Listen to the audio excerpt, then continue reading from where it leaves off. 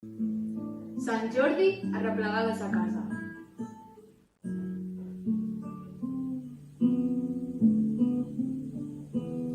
La señora Dalloway dijo que compraría las flores ella misma, porque Lucy tenía ya trabajo suficiente.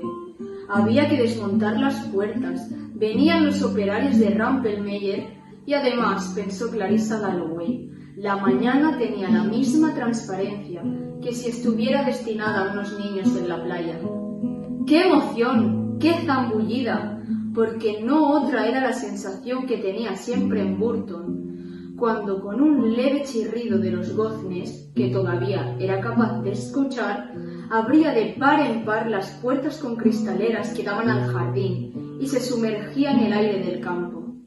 El aire, muy temprano por la mañana, era transparente y tranquilo, más en calma que este, desde luego, como el restallido de una ola, como el beso de una ola, frío y cortante, y sin embargo, para una muchachita de 18 años como era ella entonces, solemne, haciéndole sentir allí, nada más al salir al exterior, que estaba a punto de suceder algo terrible al contemplar las flores, los árboles, con el humo retorciéndose a su alrededor mientras ascendía, y los grafos que remontaban el vuelo y volvían a bajar, mirándolo todo sin moverse, hasta que Peter Walsh dijo, ¿meditando entre las hortalizas?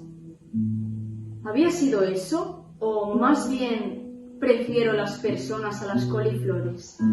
Tuvo que decirlo una mañana a la hora del desayuno, cuando ella salió a la terraza.